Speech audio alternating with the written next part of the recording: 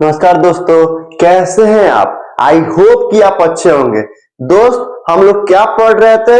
हम लोग जो है हिंदी व्याकरण के अंदर वर्ण विचार के बारे में शुरू किए थे पढ़ाई करना। यही शुरू किए थे ना, जिसके अंदर हम लोग वर्ण के बारे में पढ़ लिए थे कि वर्ण किसे कहते हैं। फिर हमने यह देखे थे कि हिंदी व्याकरण में कितने वर्ण होते हैं। हम बताए थे कि हिंदी व्याकरण में 52 वर्ण होते हैं और वो 52 वर्णों को पूरा डिटेल में भी बताए थे कि वो 52 वर्ण कौन कौन से होते हैं। ठीक है, फिर उन 52 वर्णों को दो भागों में हम बांटे भी थे। कौन कौन से दो वर्ण होते हैं, तो एक तो स्वर वर्ण और दूसरा व्यंजन वर्ण। तो स्वर वर्ण के बारे में हम लोग डिटेल में पढ़ाई कर चुके थे। आज हम लोग जो है ना वर्ण विचार के अंदर एक तो वर्णमाला हमारा छूट गया था कि वर्णमाला किसे कहते हैं, वो देख लेते हैं। फिर व्यंजन वर्ण को थोड़ा शुरू करते हैं, वो भी समझ लेते हैं। चलिए सीधे मुद्दे पे चलते हैं और वीडियो शुरू करते हैं और आपको हिंदी व्याकरण के अंदर वर्ण विचार के बारे में थोड़ा आगे ले चलते हैं। ठीक है, देखिए हम लोग हिंदी व्याकरण पढ़ रहे थे। आज हम ना धागा लेके आए हैं आपके लिए, इसलिए ताकि हम कुछ समझाएंगे धागा पे, मतलब समझाएंगे, थोड़ा सा हिंट देंगे। हम लोग हिंदी व्याकरण पढ़ रहे थे और हिंदी व्याकरण के अंदर हम लोग वर्ण विचार के बारे में पढ़ रहे थे, है ना, कि जिसमें हम लोग वर्ण के बारे में पढ़ लिए थे कि वर्ण किसे कहते हैं। हिंदी में 52 वर्ण होते हैं। 52 वर्णों को दो भागों में बांटा गया है, स्वर और व्यंजन। तो स्वर के बारे में हम लोग तो बढ़िया से, स्वर और व्यंजन, तो स्वर के बारे में हम लोग बढ़िया से डिटेल में पढ़ाई कर चुके थे। ये 52 वर्ण कौन कौन से है वो भी बता दिए थे कि स्वर 11 होता है, स्पर्श व्यंजन 25 होता है, अंतस्थ 4 होता है, उष्म 4 होता है, द्विगुण व्यंजन 2 होता है, अयग्वा 2 होता है, ये बताए थे ना। और अयग्वा 2 होता है, फिर द्विगुण व्यंजन भी बताए थे, 2 बताए थे ना। ये सब बता दिए थे बाबू। यदि आप वो वीडियो नहीं देखे हैं तो भैया इसमें मेरा कोई गलती नहीं है। आपसे मेरा रिक्वेस्ट है कि आप बैक जाके वो वीडियो देख सकते हैं। आज हम लोग पढ़ेंगे वर्णमाला के बारे में कि वर्णमाला किसे कहते हैं, क्या होता है वर्णमाला। वर्णमाला को ना अंग्रेजी में कहते हैं अल्फाबेट। तो आपसे कोई अगर पूछे कि अल्फाबेट कितने होते हैं तो आप 26 मत बताना। 26 जो है ना लेटर होते हैं, अंग्रेजी में 26 लेटर होते हैं और लेटरों के समूह को हम अल्फाबेट कहते हैं। यानी अल्फाबेट एक होता है और एक अल्फाबेट के अंदर 26 लेटर होता है और उसी अल्फाबेट को हिंदी में कहते हैं वर्णमाला। तो वर्णमाला कितने होता है, तो वर्णमाला एक होता है हिंदी में और उसके अंदर 52 वर्ण होता है, यानी 50 + 2 52 वर्ण होता है, यानी हाफ सेंचुरी से ज्यादा होता है। तो वर्णमाला किसे कहते हैं उसका डेफिनेशन देख लेते हैं। तो वर्णों के वर्ण किसे कहते हैं, आपको बताया था ना, हिंदी भाषा की सबसे छोटी इकाई वर्ण होता है, जिसका खंड टुकड़े नहीं किए जा सकते हैं, जिसका अपना कोई अर्थ नहीं होता है। बताया था ना वर्ण की परिभाषा। तो वर्णों के उच्चारण के समूह को किसे, तो वर्णों के उच्चारण के समूह के, यानी ग्रुप को। समूह मतलब क्या होता है, ग्रुप। तो वर्णों के उच्चारण के समूह को हम वर्णमाला कहते हैं। नहीं समझ में आया, चलिए आसान भाषा में कहे तो आसान भाषा में समझिए। सभी वर्णों को, कितने वर्ण होते हैं, 52 वर्ण होते हैं ना हिंदी में, ये 52 वर्ण होते हैं ना। तो सभी वर्णों को जोड़कर, मतलब जोड़कर माला यानी हार बना देना वर्णमाला कहलाता है। मतलब हिंदी में 52 वर्ण होता है ना। आप स्टेशनरी के शॉप पे जाइएगा, किताब कॉपी के शॉप पे जाइएगा, तो वहां पे छोटे छोटे बच्चों के लिए वर्ण मिलता है, यानी क ख ग घ आ च च, सही वर्ण जो है ना मिलता है मार्केट में, प्लास्टिक का होता है। उन सही वर्णों को खरीद के लाइएगा, जितने रुपया मिले। मतलब आपको समझाने के लिए बता रहा हूँ, ऐसा मत करिएगा। आप तो छोटे बच्चे हैं नहीं, हम लोग छोटे बच्चे थोड़े ना है। तो आप मार्केट से वर्ण खरीद के लाइएगा और उन सभी वर्णों को, ये मेरे पास धागा है, आपके घर में भी धागा होगा, तो ऐसा धागा निकालिएगा। मम्मी से कहिएगा, माँ से कहिएगा, माँ हमको धागा दो, सुई धागा। और सुई धागा से उन सभी वर्णों को आपस में जोड़ दीजिएगा, वर्ण में जोड़ दीजिएगा। एक टुकड़ा मतलब इतना बड़ा हो जाएगा, फिर उसको जोड़ के अब माला हो गया। सही वर्ण एक ग्रुप में आ गए भाई, सभी वर्ण अलग अलग बिखरे हुए थे। अब सही वर्ण जो एक धागा के अंदर पिरो दिया आपने, अब उस वर्णों को गले में लगा लीजिएगा और घूमिएगा, हो गया वर्णमाला। तो वर्णमाला किसे कहते हैं, तो वर्णों के समूह को, जितने वर्ण है ना 52 वर्ण है, सही वर्णों को आपस में जोड़ दीजिए एक धागा में, वही बन जाएगा वर्णमाला। जैसे फूलों के समूह को फूल माला बोलते हैं ना, जैसे गुलाब के फूल है, सभी गुलाब के फूल को एक धागा में पिरो दीजिए तो गुलाब के फूल का माला कहलाएगा। उसी तरह मतलब गेंदा का फूल है, गेंदा का फूल लाइए 10-12 पीस 14 पीस और उसको एक धागा में लपेट दीजिए। अब भगवान को चढ़ाने के लिए क्या हो गया, गेंदा का फूल का माला है वो। उसी तरह वर्णमाला, वर्णों के माला को वर्णमाला कहते हैं। तो आई होप कि वर्णमाला समझ में आ गया होगा। ठीक है, अब जैसे यहाँ पे बनाए हैं वर्णमाला, जैसे आप औरत लोग जो है ना टीका उका शादी ब्याह में जाता है तो माला पहनता है ना, आप उनको माला मत देना, कहना कि मैं ना आज एक बहुत ही बेहतरीन, इसको धागा का हटा दूं, चलिए यहाँ पे रख देते हैं, बाद में हटा देंगे। अच्छा दिख रहा है, सोजे सोजे दिख रहा है, इसको साइड में कर देते हैं। ठीक है, तो बहन होगी, माँ होगी, माँ से कहिएगा माँ, या बहन से कहिएगा, बहन नहीं चिड़ेगी, चिड़ेगी तो क्या कर लेगी बहन। ठीक है, बहन से कहिएगा सिस्टर, सिस्टर ऐसा है कि तुम माला पहनती है ना, मोती का माला पहनती है तुम, आज तुमको हम वर्णों के माला पहनाएंगे। तुम मोती का माला पहनती है ना, आज हम वर्ण का माला पहनाएंगे। अब वर्ण खरीद के लाइएगा वर्ण खरीद के लाइएगा, क च प ट आ, वर्ण खरीद के लाइएगा, अब धागे में पिरो के अब पहना दीजिएगा, हो गया वर्णमाला। मोतियों का माला या वर्णों का माला, वर्णमाला।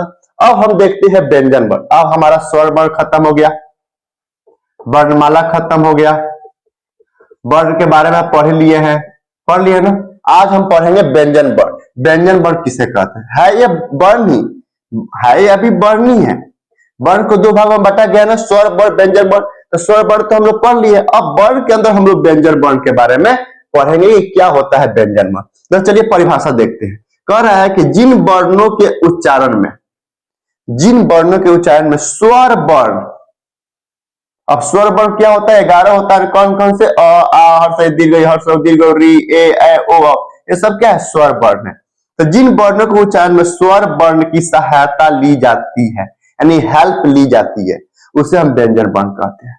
व्यंजन वर्ण किसे कहते हैं? तो जिन वर्णों के उच्चारण में, यानी बोलते समय स्वर वर्ण की आवश्यकता पड़ती है, स्वर वर्ण की जरूरत पड़ती है, उसे हम क्या कहते हैं? व्यंजन वर्ण कहते हैं। आसान भाषा में कहे तो जो वर्ण बिना स्वर वर्ण के मिलावट से बोल या लिख नहीं सकते हैं, उसे हम व्यंजन वर्ण कहते हैं। क्या कहते हैं? किसे कहते हैं व्यंजन वर्ण? एक बार देखिए, जो वर्ण बिना स्वर वर्ण, स्वर वर्ण ये है ना 11 जो स्वतंत्र होते हैं, स्वर वर्ण तो स्वतंत्र होता है, तो जो वर्ण बिना स्वर वर्ण के मिलावट से बोल या लिख नहीं सकते, उसे व्यंजन वर्ण कहते हैं। जैसे मान लीजिए आपको को लिखना है, को, जैसे मान लीजिए स्वर वर्ण है अ आ हर्ष दीर्घ री ओ, जैसे औरत लिखना है, तो औरत में किसी अन्य वर्ण की जरूरत पड़ ही नहीं रहा है। औ जो है ऑटोमेटिक, इसमें कोई अन्य वर्ण थोड़ा ना है। औरत में अ है, और क्या है? अ क्या है? स्वर वर्ण है। और स्वर वर्ण क्या होता है? मतलब क्या होता है? स्वतंत्र होता है। लेकिन व्यंजन वर्ण बिना स्वर के आप लिख ही नहीं सकते, बोल ही नहीं सकते। जैसे को लिखना है ना, इसको हटा देते हैं, इसको मिटा देते हैं। अगर को लिखना है आपको, मान लीजिए को लिखना है, तो को में क्या है? क प्लस ओ, बिना ओ के आप को लिख नहीं सकते। तो ओ क्या है? ये स्वर वर्ण है। तो व्यंजन वर्ण को लिखने के लिए स्वर वर्ण की सहायता ली गई है ना, तो को क्या है? व्यंजन वर्ण, जिनके लिखने में या बोलने में स्वर वर्ण की सहायता ली गई है। जैसे आपको कोमल लिखना है, कोमल लिखना है, कोमल, इसको मिटा दें। चलिए आपको हम शब्द लिख के बताते हैं। जैसे मान लीजिए कोमल लिखना है आपको, तो कोमल लिखना है तो क हलंत जोड़ ओ चाहिए आपको, तो अब ना को लिखिएगा भैया, है कि नहीं? म में अब जैसे कोमल है, तो अब देखिए, चलिए लिखिए, बताते हैं। यहाँ पे कोमल लिखना है, ये मान लीजिए कोमल लिखना है आपको, तो क हलंत जोड़ ओ चाहिए, फिर म हलंत जोड़ अ चाहिए, फिर ल हलंत जोड़ अ चाहिए, तब जाके आप कोमल लिख सकते हैं। यानी ओ क्या है? स्वर वर्ण है। अ क्या है? स्वर वर्ण है। अ क्या है? स्वर वर्ण है। यानी कोमल लिखने के लिए आपको स्वर वर्ण की सहायता ली गई है। तो क्या है? व्यंजन वर्ण क्या है? वे वर्ण जो बिना स्वर के आप लिख नहीं सकते, बोल नहीं सकते। जैसे क है, तो क व्यंजन वर्ण है जिसमें अ आया है, क को तोड़िएगा ना तो क हलंत जोड़ अ निकलेगा। और अ क्या है? स्वर वर्ण है। ट लिखना है तो ट हलंत जोड़ अ चाहिए, बिना अ के आप ट लिख नहीं सकते हैं। मी लिखना है तो म हलंत जो दीर्घ ई चाहिए, तभी आप ई लिख सकते हैं। और दीर्घ ई, ई क्या है? दीर्घ ई क्या है? ये स्वर वर्ण है। लो लिखना है, जैसे आप कहिएगा सर हम लो तो ऐसे लिख रहे हैं ना, ल आवकार लिख रहे हैं, तो हम आपको मात्रा पढ़ाए थे ना, मात्रा किसे कहते हैं? मात्रा क्या होता है? स्वर का ही मात्रा होता है, ये स्वर का ही मात्रा होता है, व्यंजन का मात्रा नहीं होता है। ठीक है, तो लो ओ का ही मात्रा ओ है, ये है। तो जैसे मान लीजिए लो लिखना है तो ल हलंत जोड़ ओ चाहिए, स्वर वर्ण का ओ चाहिए। दो लिखना है तो द हलंत जोड़ ओ चाहिए, यानी बिना ओ के आप दो लिख नहीं सकते हैं। म लिखना है तो म हलंत जोड़ अ चाहिए, बिना अ के आप म लिख नहीं सकते हैं। देख रहे हैं व्यंजन वर्ण क्या है, वे वर्ण जो बिना स्वर के ना आप लिख सकते हैं ना बोल सकते हैं, वे व्यंजन वर्ण है।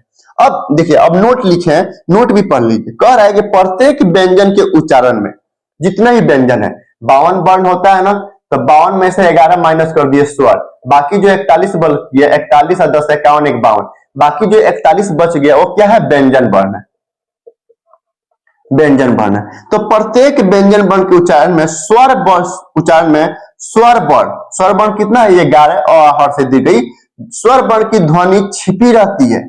स्वर वर्ण के बिना व्यंजन का उच्चारण संभव नहीं है। अभी हम करके भी दिखा दिए, मतलब प्रत्येक व्यंजन वर्ण के उच्चारण में स्वर वर्ण की ध्वनि छिपी रहती है, बिना स्वर के आप व्यंजन लिख नहीं सकते हैं ना बोल सकते हैं, संभव ही नहीं है। दूसरा नोट है कि स्वर वर्ण जो होता है ना वो स्वतंत्र होता है। जैसे इमली लिखना है तो ई म ली, ई जो है ना, ई से आप इमली लिख सकते हैं। जैसे उल्लू, ऊ से ऊ स्वर वर्ण है तो आप ऊ से उल्लू बना सकते हैं, उल्लू लिख सकते हैं। आप ओ है, ओ स्वर वर्ण है जो स्वतंत्र, ओ से ओखली लिख सकते हैं, ओखली।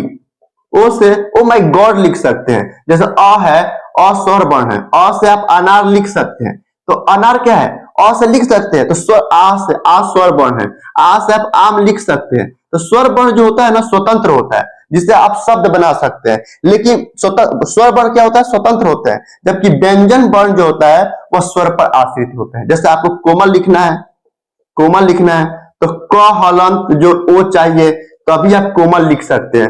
फिर म हलंत जो ओ अ चाहिए, फिर ल हलंत जो अ चाहिए, तब जाके आप कोमल लिख सकते हैं। तो व्यंजन वर्ण क्या होते हैं, वो स्वर वर्ण पे आश्रित होते हैं, डिपेंडेंट होते हैं।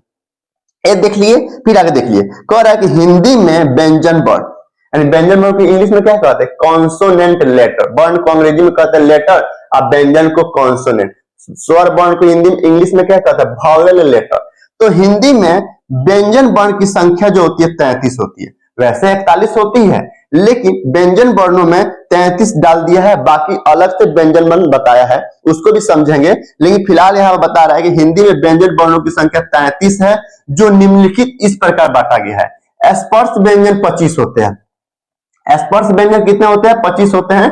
ये कौन कौन से होते हैं, क्योंकि हमारे बोर्ड में स्पेस नहीं है, तो इसको हम थोड़ी देर बाद या कल की वीडियो में या 1 घंटा बाद देखते हैं, अगर समय मिलता है तो बना देते हैं वीडियो, ठीक है, कि स्पर्श व्यंजन किसे कहते हैं। देखिए पहले देख लेते हैं। स्पर्श होते हैं 25, अंतस्थ व्यंजन होता है 4 और उष्म व्यंजन होता है 4। ये 25 4 कितना होता है, 29 और 29 4 33, 33 होते हैं व्यंजन वर्ण। और होते हैं, और होते हैं, उसको भी पढ़ाएंगे। अब स्पर्श व्यंजन क्या होते हैं, ये कौन कौन से 25 होते हैं, इसके बारे में हम बताएंगे। अंतस्थ व्यंजन क्या होता है और कौन कौन से होते हैं, इसके अंदर कौन कौन से वर्ण आते हैं, वो भी दिखाएंगे, समझाएंगे।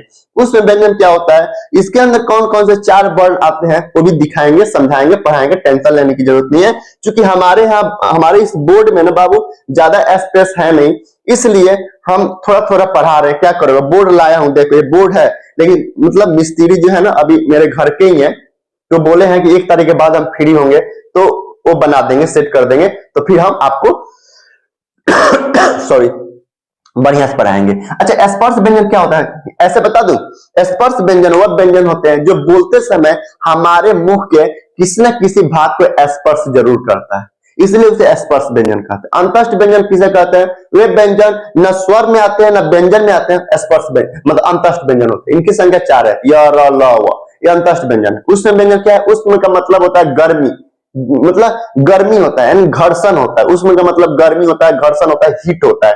तो वे व्यंजन जो बोलते समय एक तरह से घर्षण पैदा होती है, उसे हम उष्म व्यंजन कहते हैं। इनकी संख्या भी 4 होती है, तलाबे स, मूर्धन स, दंस ह। आप बोल के देखिए ना, तलाबे स, मूर्धन स, ऐसा लग रहा है मुंह में कहीं नहीं, गर्मी जैसे, मुंह पे हाथ रख के बोलिए तलाबे स, ऐसे तेज हवा निकल रही है ना, गर्मी जैसी हवा निकल रही है, तो उसमें व्यंजन होता है। टेंशन ना लो, इसके बारे में हम डिटेल में पढ़ेंगे, समझेंगे, टेंशन लेने की जरूरत नहीं है। तो फिलहाल इतना समझ में आया, वर्णमाला किसे कहते हैं, व्यंजन वर्ण किसे कहते हैं, ये समझ में आया ना। चलिए, तो आज के लिए इतना ही रहने देते हैं बाबू, फिर हम 1 घंटा बाद देखते हैं, या देखते हैं कि और कोई टाइम मिलता है तो कर देते हैं। आगे के वीडियो हम जरूर देंगे। मतलब धीरे धीरे हम आहिस्ता आहिस्ता वर्ण विचार पूरा डिटेल में पढ़ेंगे। तो आज के लिए इतना ही रहने देते हैं। जय हिंद, नमस्ते, फिर मिलते हैं आपसे।